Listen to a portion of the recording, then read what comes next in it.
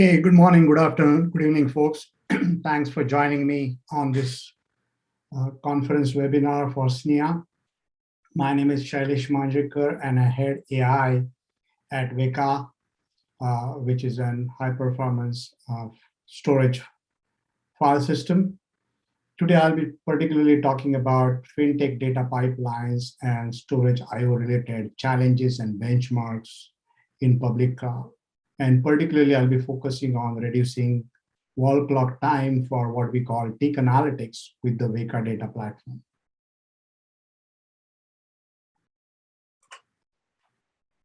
Let's just look at the problem statement. As with modern workloads, whether they are doing AI/ML, whether they are used for financial services, life sciences, the data deluge is happening across all the verticals. And organizations are struggling to derive really actionable intelligence out of this data and use it for competitive advantage, right? Data has become really a strategic asset. And traditional hardware and cloud storage solutions are not able to meet the performance and the scale requirements which are needed to cater to edge to core to cloud data centers. And that's why a new approach to storage is needed. So if you look at cloud portfolio, particularly look at AWS, the portfolio is pretty much siloed, and they try and meet one particular need of the application.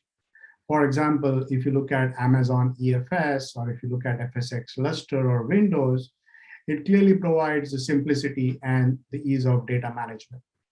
Whereas there is Amazon EBS, which is now part of the portfolio to provide really high performance.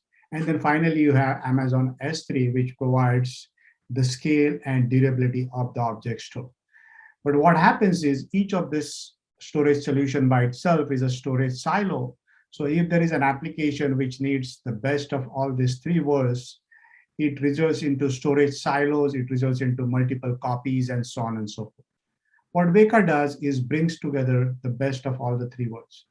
It provides you the simplicity of the FSx portfolio, it provides you the performance of EBS and even gives better performance than EBS.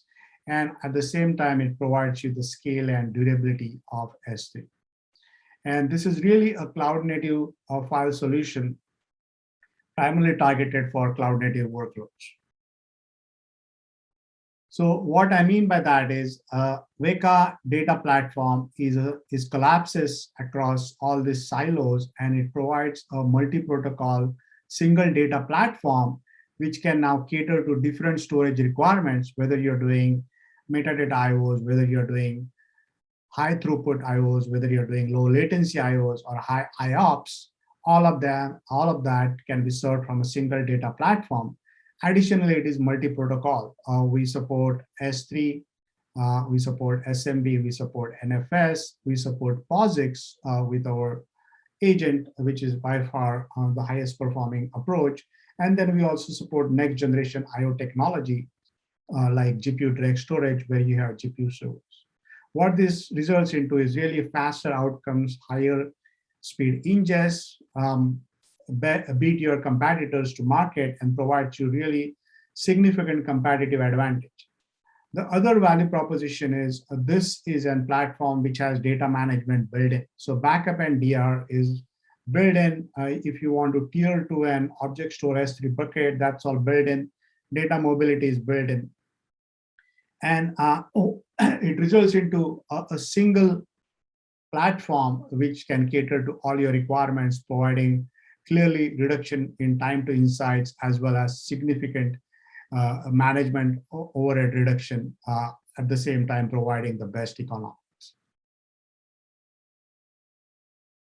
A little bit about who we are and what gives us the right to talk about FinTech and the new cloud-native workloads. So our mission is very simple: make storage a utility by delivering simplicity, speed, and scale with better economics. Today, we have 8 of the Fortune 50 customers, and that list is growing by leaps and bounds. We are a purely software-defined solution, and that's the reason why we seamlessly can run on-premises as well as in AWS Marketplace. And we are backed by several industries who's who vendors like Cisco, Hewlett-Packard, NVIDIA. They are actually investors, some of them resellers, some of them OEMs. Our relationship with AWS goes a long way. We've been working with AWS for almost now 5 years. We are an advanced technology partner with the storage competency. We are also AWS Outpost certified, and it lends itself extremely well for hybrid workflows where you use Outpost on premises and you use AWS Cloud for off premises. We have a nice cloud formation front end, which makes the deployment completely seamless, whether you're deploying on premises on Outpost or you're deploying in a private, in a public cloud. We almost have 230 petabyte of managed data today in AWS S3 across every year across multiple verticals. So that brings me to my second part of my presentation, which talks about STAC. STAC stands for Securities Technology Audit Council, or Securities Technology Analysis Center.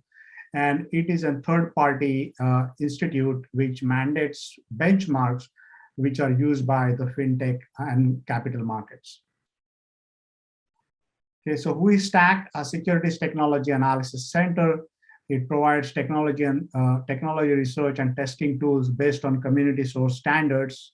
The standards are developed by the STAC Benchmark Council, which comprises of almost 390 plus leading banks, hedge funds, financial companies, and technology companies. Right, so several big technology companies are also part of this. There are several research domains within STAC. So, for example, A2 benchmark focuses primarily on risk computation in the capital markets. A3 benchmark focuses on back testing, and M3 benchmark, which is going to be the focus for our conversation today, is primarily focused on time series data analytics, what we call peak analytics, or what the hedge funds and the quants call peak analytics. So again, why STAC-M3? It's an industry standard for testing solutions that enable high-speed analytics on time series database, and is very popularly used in the capital markets. And as you can see, there are several contributors to the STAC community. So a little bit more about the benchmark itself. They define parameters for testing and validating the results through careful audit. The key matrix is query response time for this time series databases and time series data. And latency is clearly an enemy of the FinTech market. And that's the reason why FinTech workloads were never actually run in a public cloud environment. AWS or public cloud was frowned upon as an infrastructure play for FinTech market. And this is the first time we are the first company who has actually run STAC-M3 benchmark on a shared file system in AWS and has opened up the FinTech market or the FinTech benchmarks to be run in AWS. There are two benchmarks prominent in the STAC-M3 suite. One is called Antuco, and this is the baseline suite, which is a limited data set with constraint to simulate performance against a full-size database residing mostly on non-volatile memory. So most of the data is residing in non-volatile memory. And the other part of the benchmark is Kanaga, which is also called the scaling suite, and primarily uses a subset of Antuco queries without the constraints against a significantly larger data set. Typically goes around 400 or 500 terabytes. There are 17 mean response time benchmarks in the Antuco suite and 24 mean response time benchmarks in the Kanaga suite. And they primarily test the system, or what we call system under test, in two primary dimensions. It tests by adding number of concurrent clients and the quantity of data it can handle. Where is STAC-M3 relevant? So STAC-M3 is very broadly used in capital markets for assessing risk, for risk analytics by several kind of risk analytics systems, whether it be insurance, whether it be fraud reduction, operational risk. It is also very heavily used for trading systems and primarily for analyzing codes and trades and deriving actionable intelligence out of that, training different algorithms for trading systems used by quants and hedge funds for tick analytics, and also used by banking systems for electronic payment processing and time-bound compliance reporting. So it has a very broad applicability. So if you look at the solution, what we tested in AWS, so we partnered with Kdb, which is a time series database from KX Systems, another kind of a close partner of ours and very popular in the financial FinTech markets, capital markets. So if you look, there is data feeds which are feeding data which is coming from exchanges, stock exchanges like NYSE, NASDAQ, or it could also be coming from aggregators like Bloomberg and Thomson Reuters. All of this data gets ingested into the Kdb database, which comprises of two different databases. One is called RDB, which is a real-time database, which is more resides on NVMe, and the HDB, which is more historical database, which also resides on NVMe flash. And the data ingested is now time-stamped and is basically stored based on those timestamps, and also retrieved based on those timestamps. So there is a need for a very high level of parallelism, which is expected out of the storage stack. And this is why Weka excels for this kind of applications. If you look at Weka's storage architecture, it is highly parallelized. And that's why we work extremely well for time series analytics or for GPU workloads and so on and so forth. If you look at alternatives or alternative solutions to analyzing a time series or tick analytics, you would see some of the solutions comprise of sharded databases, and they use even high performance media like Optane along with the sharded databases. The problem is, as long as a query falls into one particular server, it can be high performing. However, if there is a distributed query which goes across different servers, then this solution, they suffer from performance disadvantages. The second approach is using a high performance all-flash block array. And the problem with this approach is you got to copy all of that data into a local server with XFS or ext file system, and then analyze that data. So obviously there is a delayed time to insight, plus you are only limited to the storage which the local servers can provide. And the third approach is using network attached storage, all-flash network attached storage, and they suffer from throughput optimized parallel file system. They don't have really good latency, poor latency, and high IOPS. What Weka did in AWS is this is what we used, what STAC calls system under test, and this was done under strict guidelines and adherence to those guidelines from STAC. So they are very particular around how we run this test. We have to follow a particular plan, and then once we have run the test, it goes through an the stack audit, where we are not even allowed to touch the systems in AWS. So it's a very respectful benchmark and conducted in a very professional manner. And here, as you can see, we had 15 C5N instances running the Kdb database, and we had 40 I3EN instances running the Weka file system. Again, I3EN 6x large are very modest instances, very cost-effective instances. They do use NVMe flash in them, okay? And then there was one T2 instance which was used as a control host. So this was a system under test which we used to perform the benchmark. And the results were phenomenal. So we were able to break 6 records, world records, which nobody had broken before. So 3 of those world records were with the Kanaga suite, which is the scaling suite, which is the higher or the larger database. And 3 of those records were in the throughput benchmark test, right? But more importantly, in addition to the 6 records, we were able to outperform several of our on-premises competitors, right? So not just competitors in the cloud, but on-premises competitor. And for example, if you look at the first competitor, which was Luster Plus Appliance, which was actually DDN, appliance, and we were able to outperform them in 20 of the 24 Kanaga benchmarks and 4 of the 17 Antuco benchmarks. Similarly, with a solution with Optane drives with Supermicro servers, we were able to outperform 16 out of the 24 benchmarks for Kanaga and 9 of the 17 benchmarks for Antuco.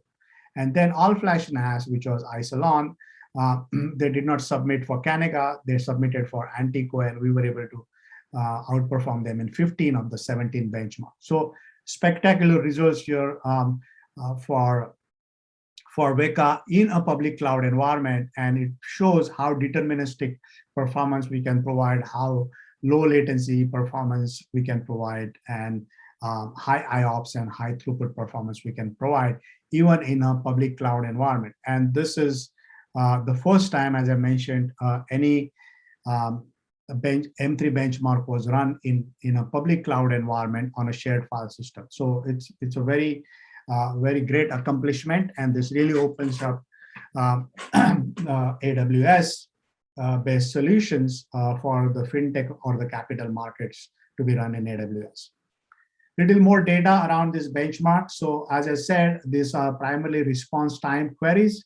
And if you see the first one, the purple is Weka in AWS. There is a Lustre appliance and then direct attached storage with Optane. And the lower the number, the better, because this is latency.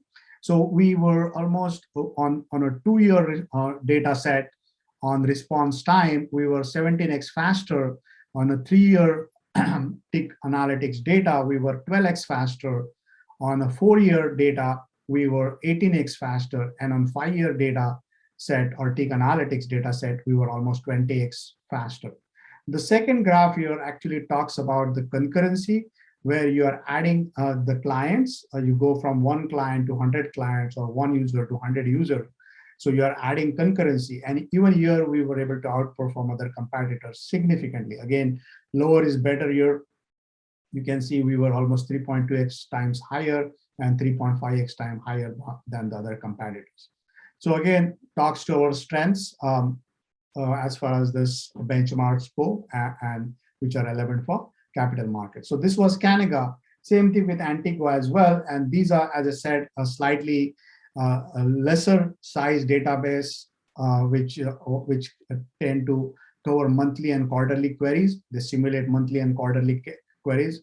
And here also you can see lower is better, and we were able to really outperform all of our other competitors as well in terms of query response time. So that talked to our really strengths around low latency and high performance and high throughput. In addition to that, data management is really important. And what we provide, as I said, we are a really cloud native software-defined solution, which lends itself extremely well for hybrid cloud native workflows.